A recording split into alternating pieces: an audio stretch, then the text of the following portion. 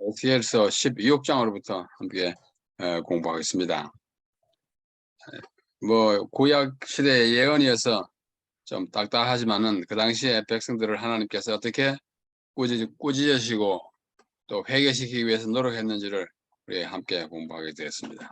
이미 영광에 떠나갈 때 예루살렘의 이야기와 돌아올 때에 회복되는 이야기입니다. 오늘은 16장 유다와 예루살렘에 임박한 예언을 말하는 중에 예루살렘에 대하여 이야기합니다.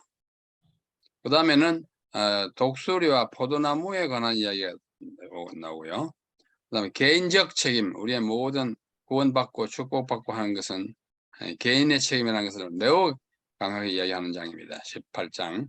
그 다음에 예루살렘의 지도자들을 애도하는 애도의 시 예언이에요.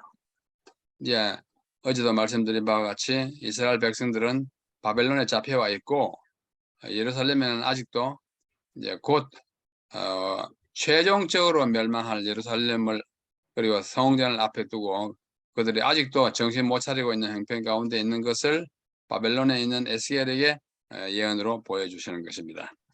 자, 16장입니다. 16장이 매우 길어요. 63절로 되어 있는데요. 제일 길어요. 이것을 한 6부분으로 나눌 수 있습니다. 왕후가 된 고아가 왕후가 됐어요. 이 엄청난 횡재를 만난 것입니다. 그런데 그 왕후가 자기의 신분을 망각하고 음부가 됩니다. 그 다음에 그 음부는 또 더 내려가서 죄수가 되고 마침내 그 여자는 속담이 됩니다. 아무개 봐라 뭐 이렇게 속담입니다. 그러나 그 죄수는 회개하고 돌아옵니다. 그래서 구원받고 깨끗한 회복된 죄수가 되는 사실을 보여주는 것이죠. 참 재미있고도 엄숙한 얘기예요. 자, 8번에 도입구 8번이에요.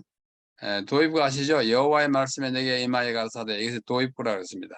16장 성경을 펴셔도 되고 우리 화면을 함께 보셔도 되겠습니다. 저는 이 16장 읽을 때마다 하나님의 나라를 위해서 정말 큰 수고를 아끼지 않는구나 하는 생각을 하게 됩니다. 인자야 예루살렘으로 그 가증한 일을 알게 하여 이르기를. 예루살렘이 엄청난 특권을 누리고 있는데 나쁜 짓 가증한 일을 해요. 주 여호와께서 예루살렘에 대하여 말씀하시되 네 근본과 난 땅은 가나안이요. 원래 뭐 시시한 출신 아니냐 그거요. 흑수저 아니냐. 또 내 아비는 아모리 사람이고 내 어머니는 헷 사람. 그 본토 사람이 그런 사람이었어요. 너의 난 것을 내 출신 성분을 말하건대 네가 날 때 네 배꼽줄을 자르지 아니하였고 아이가 나면 배꼽줄을 잘라야 되는데 너는 정당한 돌봄을 받지 못했다고요. 버리온 아이처럼 됐다고요. 배꼽줄을 자르지 아니하였고 너를 물로 씻어 정결케 하지 아니하였고 아이가 나면 깨끗하게 씻어줘야 되는데 따뜻한 물로 그렇게 함을 대접을 받지 못했어요. 네게 소금을 뿌리지 아니하였고 또 위생 조치도 취하지 않았어요.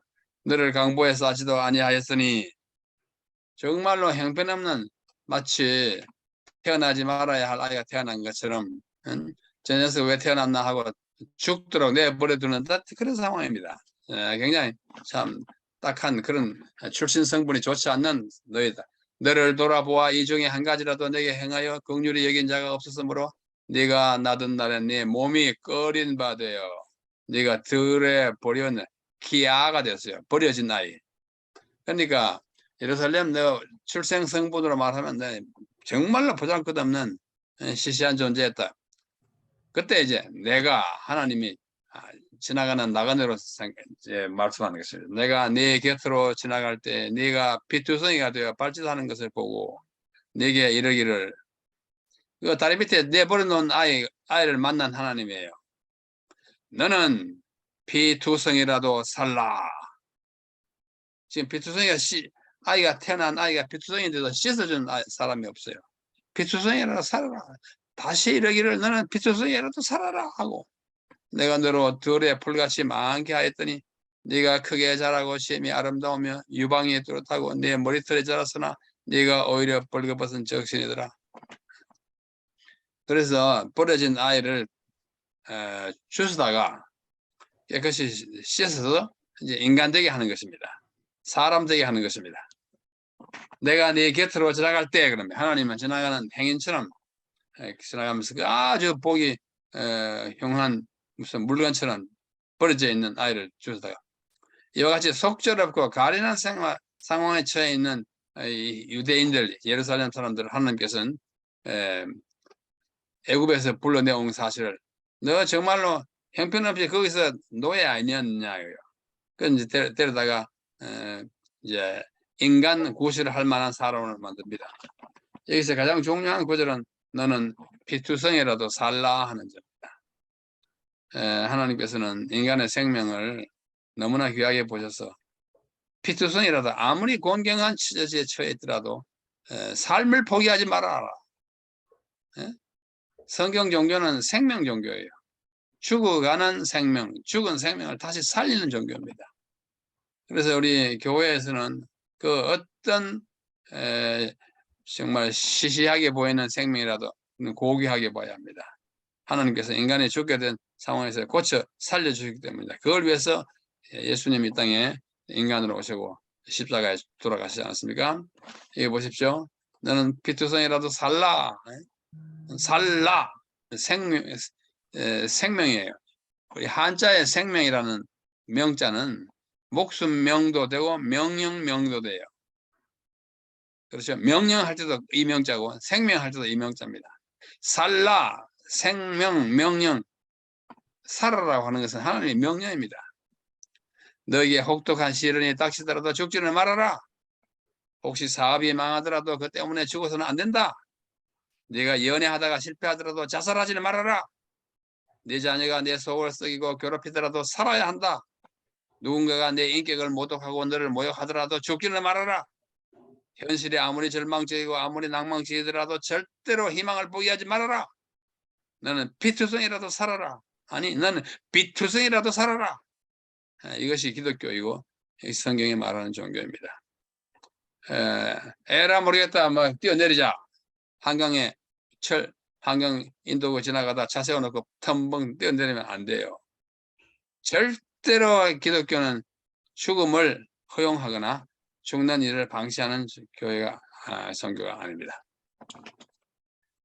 그 다음에 28절을 보면은 이제 이 왕후가 이제 돼가지고 우리 하나님께서 그를 주스다가 깨끗하게 씻어서 이 보십시오. 온갖 치장을 다 해줍니다.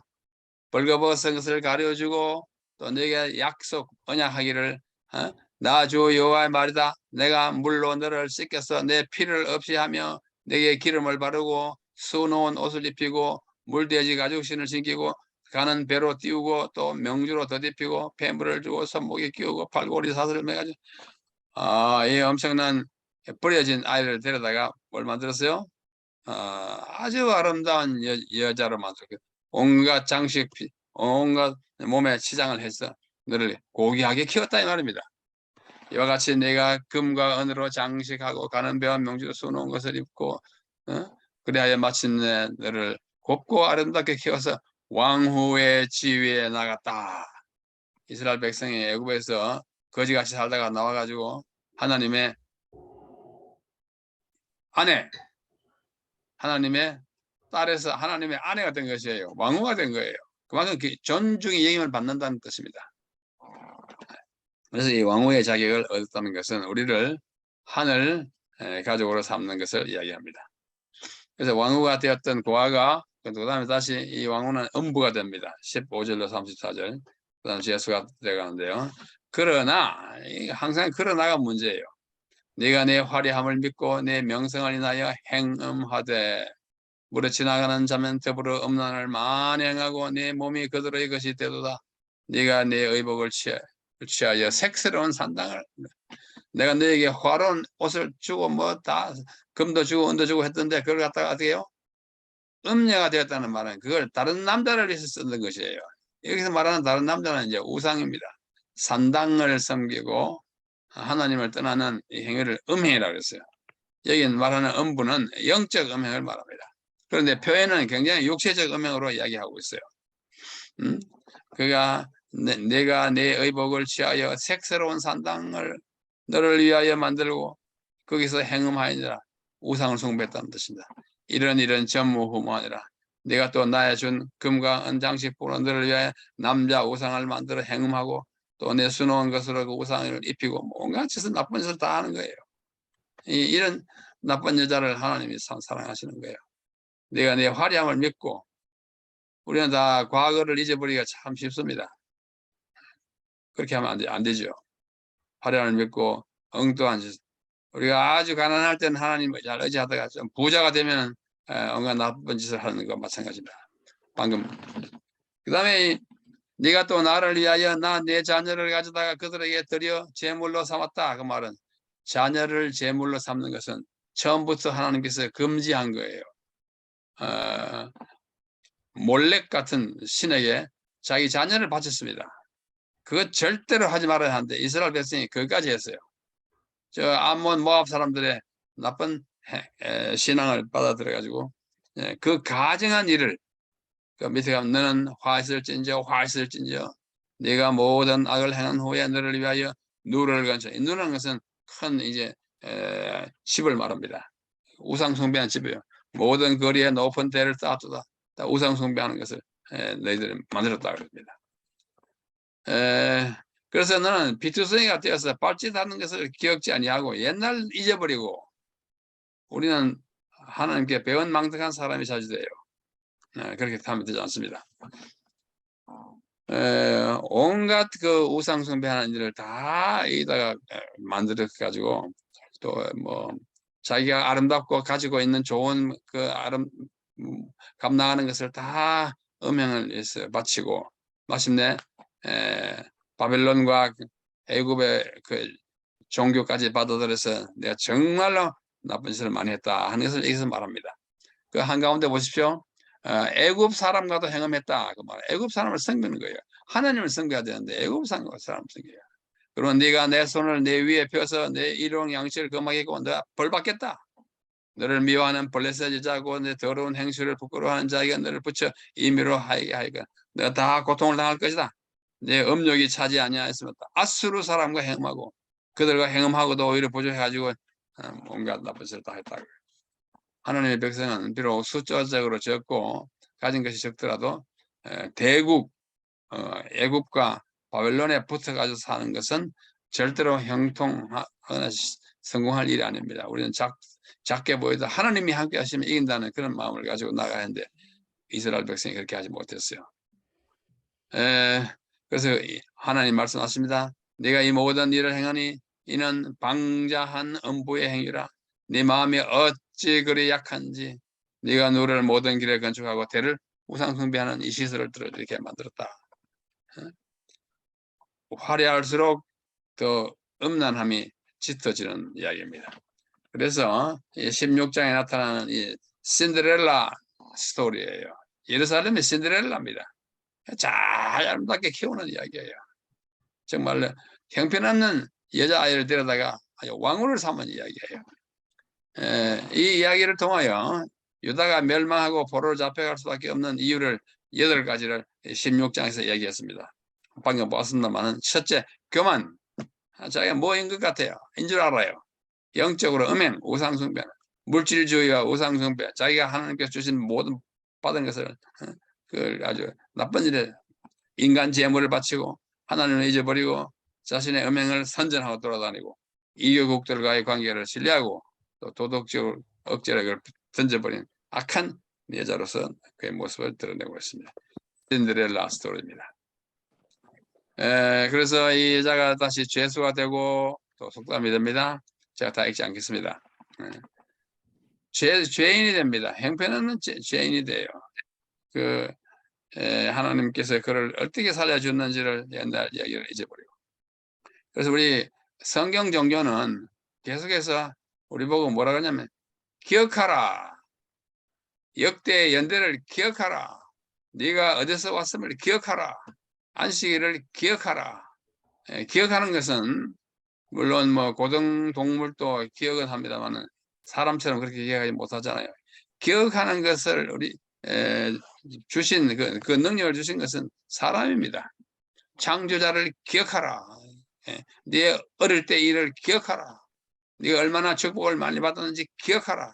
어떻게 하나님께서 너를 인도했는지 기억하라. 그걸 잊어버린 이스라엘 백성들을 지금 많이 질타하시는 것입니다. 뭐 단순히 잊어버리는 것이 아니라 엉뚱한 길로 가는 것입니다. 하나님을 버리고 나가는 것입니다. 그래서 이제 그들이 속담이 됩니다. 속담이 돼요. 무려 속담하는 자가 네게 말하기를 어미가 어떠하면 딸도 그러하다. 예? 아버지가 어떠하면 아들도 그러하다. 부전자전 그러잖아요. 예, 성경 여기 에스겔서는 모전여전입니다. 그 어머니가 음행을 맞아주니까 딸도 그렇게 한다. 그러니까 그 대대로 그 나쁜 음행이 물려진다고 하는 것입니다. 여기 보면 나면 이제 뭐 여러 민족이 나오는데 한마디로 말하면 나쁜 짓을 대물림한다는 사실을 이야기해 주고 있습니다. 나 주 여호와가 삶을 두고 맹세하니 네 아우 소돔과 그와 그 딸들은 너와 내 딸들을 행해 같지 아니하였느니라. 넌 더 심하다 그거예요. 옛날에 소돔과 고모라에 보다 이스라엘 백성들이 얼마나 나쁘게 했는지를 이야기하고 있습니다. 그래서 여기서 교만함과 또 식물의 풍족함과 태평함이 소돔의 죄악으로 지적되고 있습니다. 자, 사마리아, 북방 사마리아, 남방 유다, 예루살렘이 다투어 하고 이 자매들이 계속 나쁜 짓을 하고 있는 것입니다. 근데 하나님께서 그들을 또 야단쳐 가지고 이제 또 회개하게 만듭니다. 내가 그들의 사로잡힘과 그 소돔과 그 딸들의 사로잡힘과 사마리아와 그 딸들의 사로잡힘과 그들 중에 왜 사로잡혔느냐? 우상 숭배를 말미암아 그들의 속박을 받고 있는 상태입니다. 그들을 돌이켜서 너로 내 수욕을 담당하고 너의 행한 모든 일에 인하여 부끄럽게 하리니 왜 그렇게 하냐? 이는 네가 그들에게 위로가 됨이라. 네 아우 소돔과 그 딸들이 네 지위를 회복할 것이요 다시 여왕의 지위로 회복할 것을 약속해 주십니다. 자, 그래서 그들이 구원받고 깨끗한 사람으로 회복되는 것이 마지막 59절로부터 이야기예요. 깨끗하고 구원받아서 회복되는 우리가 하나님의 벌을 받게 됐다고 생각하거든. 벌을 달게 받으십시다. 달게 받고 하나님 나에게 벌 주시는 것도 나를 고치시기 위함이라는 사실을 인식하시고 돌아오는 것이 우리 죄인의 할 일입니다. 그리하여 결과는 뭐예요?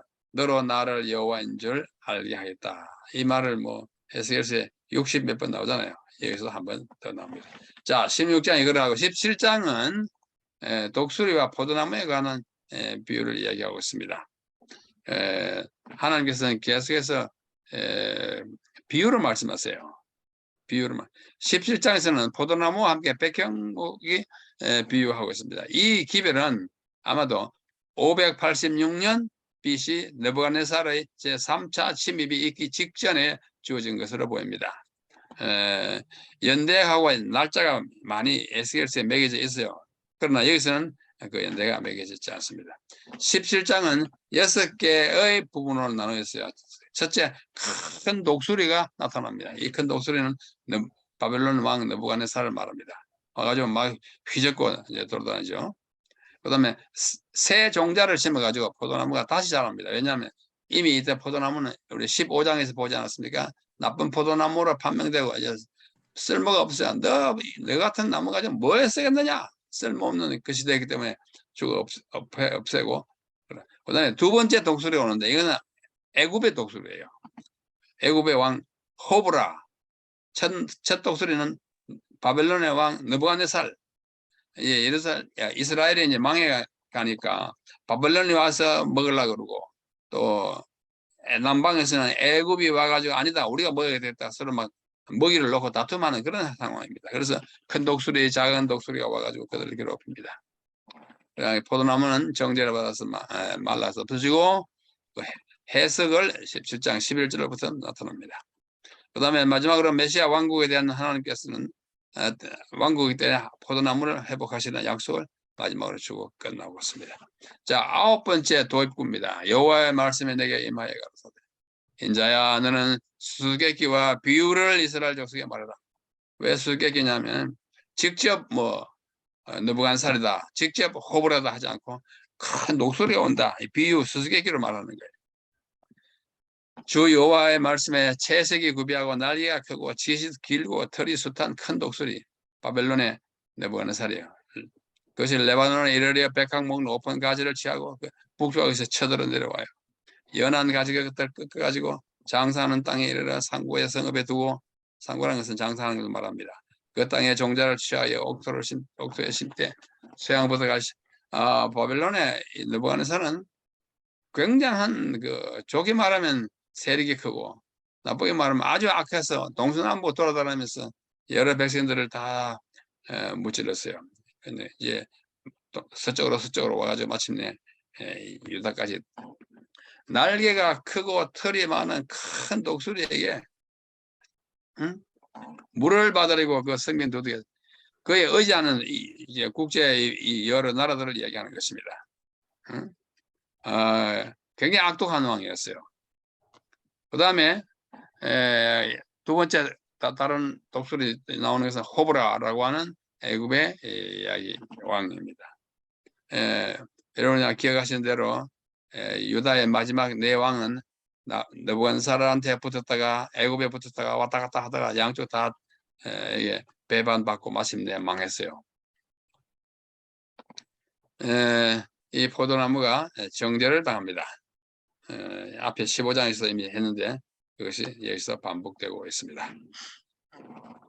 그 다음에 11절 해석이에요. 자, 여호와의 말씀을 너희가 이 비유를 깨닫지 못하겠느냐 하고 그들에게 구하기를 바벨론 왕이 예루살렘에 이르러 왕과 방백을 사로잡아 바벨론 자기에게로 끌고 가고 그 왕족 중에 하나를 택하여 언약을 세우고 그로 맹세하여 그 땅에 능한 자들을 옮겨갔나니 이는 나라를 낮추어 스스로 서지 못하게 하고 멸망시킨다 그래요. 하나님께서는 참 이상한 면을 가지고 계세요. 하나님의 백성이 잘못하면 다른 백성을 데려다가 벌을 줘요. 이스라엘보다 더 악한 사람을 데려다가 덜 악한 이스라엘 백성에게 쳐서 망가뜨리는 것입니다. 그게 하나님의 방법 같아요. 그래서 하나님은 바벨론을 데려다 몽둥이로 사용하셔가지고 이스라엘 백성들을 다스리고. 자, 그들이 얼마나 나쁜 짓을 많이 했고 어떻게 고통을 당했는지 쭉 이야기하고 있습니다. 그가 내 맹세를 없인 여기고 내 언약을 배반한즉 이제 이스라엘 백성들을 징벌하는 매로 사용되지만은 그러나 그 백성도 악하기 때문에 결국은 또 하나님께서 그들을 어떻게 하는 거니 벌 주십니다. 그 다음에 마지막으로 22절로 24절에는 그럼에도 불구하고 메시아 왕국 때에는 포도나무를 회복시킵니다. 그러니까 말세에는 우리를 이렇게 막 벌 주고 막 야단치고 하는 것은 완전히 멸망시켜서 막 사라지게 하는 것이 아니라 그래서 정신 차리게 해가지고 우리 메시아 왕국이 건설될 때는 그래도 그 가운데서 백성이 구원받는 사람이 나오게 하는 것입니다. 이것이 마지막 21로 24절에 있는 말씀입니다. 자, 거기까지 24절 마지막 읽어보겠습니다. 나 여호와가 높은 나무를 낮추고 낮은 나무를 높이고 푸른 나무를 말리우고 마른 나무를 무섭게 할 줄 알리라. 나 여호와는 말라고 이러느니라. 그러니까 이게 높은 나무는 뭐예요? 이방 백성들이고 낮은 나무는 뭐예요? 이스라엘 백성이에요. 결국은 높이는 것입니다. 마른 나무는 뭐예요? 이스라엘 백성인데 결국은 무섭게든 이 약속을 함으로써 위로를 주시고 끝을 내고 있습니다. 자, 18장 개인적인 책임에 관한 것이에요. 굉장히 무섭습니다. 18장에 가장 중요한 두 구절은 거기 있는 대로 18장 4절과 20절이 똑같은 거예요. 범죄하는 그 영혼은 죽으리라 고 선언하는 것입니다. 너희들이 죽는 것은 뭐 저상죄 때문이 아니야. 현재 너희들 죄 때문이야. 그죠? 이것은 크게 두 부분을 나누는데요. 첫째 부분은 개인들은 타인이나 가족이 지은 죄에 의하여 책임을 지지 않는다 하는 것이고 또 개인들은 과거에 지은 죄에 속박되거나 회개와 믿음을 통하여 상황은 변화한다는 것입니다. 자, 남의 죄 때문에 내가 죽는 건 아니고 둘째는 과거의 죄 때문에 내가 죽는 거 아니에요. 바로 현재 때문에 나 때문에 그런다는 사실을 이야기해줘. 두 원칙을 이야기하고 있습니다. 여호와의 말씀이 이제 10번째 마지막으로 이제 도입됩니다. 너희 이스라엘 땅에 대한 속담에 이르기를 아비가 신 포도를 먹었으므로 아들의 이가 시다. 그렇게 됩니까? 아버지가 신 포도를 먹으면 자기가 시지 그 아들이 시다 하는 속담이 있는데 그런 엉터리 같은 말을 하지 마라. 내가 나의 삶을 두고 맹세하노니 다시는 그런 속담이 없고 네가 죽는 것은 너 죄 때문이라는 것을 내가 알렸다. 그런 거예요. 자, 가령 그 아들을 낳았다 하자. 그 아들이 그 모든 선은 행하지도 않냐고 그 악 중에 하나를 범죄하여 강포하거나 살인하거나 나쁜 짓을 하면 어떻게 하겠어요? 네가 아무리 의인이라도 네 아이가 악하면 자기는 자기 죄 때문에 죽는다 그래요. 살지 못해요. 자기 죄 때문에 다 죽는다는 사실을 이야기합니다. 범죄하는 그 영혼이 죽지 엄마 아빠 죄 때문에 죽지도 않고 아들 딸 때문에 죽지도 않고 자기 죄 때문에 죽는다. 그 다음에 개인들은 과거에 지은 죄 때문에 죽지 않고 현재 네가 죽는다. 그거 같은 얘기를. 그래서 다시 말합니다. 이스라엘 족속아 너희가 어찌하여 죽고자 하느냐. 나주 여호와는 말하노라. 죽는 자의 죽는 것은 내가 기뻐하지 아니하노니 너희는 스스로 돌이키고 살아라. 피투성이라도 살아라. 비투성이라도 죽지는 마라. 네 아무리 빚이 많다 하더라도 그것 때문에 내 목숨을 끊으면 안 된다. 절대로 혹한 난관이 오고 이겨낼 수 없는 고통이 올지라도 죽지만은 말아라. 내가 너를. 그것이 성경 종교인 것입니다. 자, 오늘의 마지막으로 19장에 보면 예루살렘의 지도자들에 대한 애가가 나와요. 애가는 다른 말로 비가, 그러니까 아무개를 슬퍼하는 애도, 그런 노래가 나옵니다. 첫 번째 애가는 1절로 9절인데요. 왕을 위한 애가이고 두 번째 애가는 유다 왕국을 위한 애가입니다. 이 시 모두가 히브리 시 형식인 키나로 되어 있어요. 키나라는 것은 3대 2의 형식입니다. 다다다다다다다다다다다다 하나 둘 셋 그다음에 하나 둘 이렇게 딱 5토막인데 세 토막이 먼저 그다음에 둘째 줄에는 두 토막이 하고 마지막에 채워지지 않습니다. 뭔가 서운하고 아깝고 뭔가 안타까운 것이 서려 있는 그런 율입니다. 시의 율이에요. 자, 뭐 우리 번역된 말에는 그게 없겠죠. 암사자를 보여주고 있어요. 이것은 유다 지파의 다윗 계통을 말합니다. 창세기 49장에 보면 유다야 너는 사자 새끼로다. 유다 지파의 사자 하는 것은 예수님의 혈통 조상인 유다를 말합니다. 그 유다는 뭐예요? 왕족이잖아요. 왕족은 이를 암사자에 비유해가지고 그 암사자에 대한 애가를 하고 있습니다. 이제 여기 나오는 왕들은 누굴까요? 마지막에 뭐 아주 고통을 당하는 여호아스로부터 여호야김, 마지막으로 뭐예요? 시드기야 이러는 이 왕들에 대한 애가입니다. 열왕기하 23장에 있는 말씀 인용했는데요. 그때 바로 느고가 요시야의 아들 엘리야김을 어떻게 왕 위에 올리고 폐위시키고 갖다 잡아 죽이고 또 바빌론에 들어와서 어떻게 왔다 갔다 하는 그 상황을 실제로 기록한 책이 열왕기하예요. 그 밑에 열왕기하 24장 1절을 읽겠습니다. 여호야김 시대에 바벨론 왕 느부갓네살이 올라오며 여호야김이 3년을 섬기다가 돌이켜 저를 배반하였더니 엄청난 바빌론의 징벌이 와가지고 결국 여호야김이 에스겔과 함께 잡혀가잖아요. 꾸준히 하나님만 믿었으면 아무 일 없을 텐데 그 위에서 세 번째 줄 여호아하스는 애굽으로 잡혀갔습니다. 정말 왕이 다른 나라로 이 나라 잡혀가 저 나라 잡혀가 그 왕들에 대한 애가를 쓰고 있는 것입니다. 그다음 두 번째 시는 시드기야의 시세에 초점을 맞추고 있는데 요시야와 여호아하스와 여호야김 이 왕들이 마지막 네 왕은 정말 아픈 왕들이에요. 요시야까지는 뭐 그런 데가 괜찮은데 그 여호아하스는 요시야의 넷째 아들이고 그다음 둘째 아들이고 여호야김은 여호야김의 아들이고 시드기야는 요시야의 셋째 아들이에요.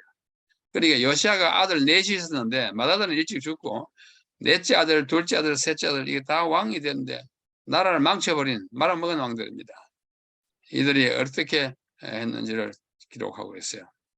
그다음에 그 지도자를 잃은 데 대한 이야기, 다른 지도자를 잃고 유다가 멸망한 이야기를 쭉 슬픔의 노래로 이야기하는 것입니다.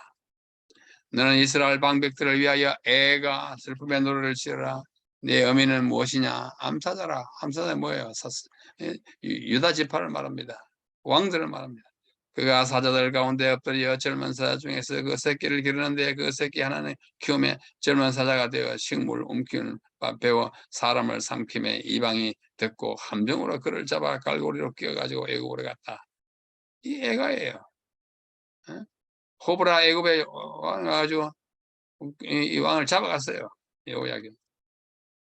암사자가 기다리다가 소망이 끊어진 줄 알고 그 새끼 하나를 또 취하여 젊은 사자가 되도록 키웠는데 또 다른 와가지고 이제 다 커가지고 뭘 힘께나 쓰겠다 싶은데 또 아니에요. 이방에 한때 또 잡혀가는 것입니다. 그물을 치고 함정에 잡아 갈고리로 꿰고 철롱에 넣고 끌고 바벨론 왕에 이르러갔다. 한 왕은 애굽이 잡아가고 한 왕은 바벨론이 잡아가고 그물을 쳐가지고 갇혀가지고 함정에 빠져 갈고리로 꿰고 철로 된 그 조롱 그 세장 같은 거 만들어요. 그래서 이 두 번째 새끼는 누구냐면 여호야긴이에요.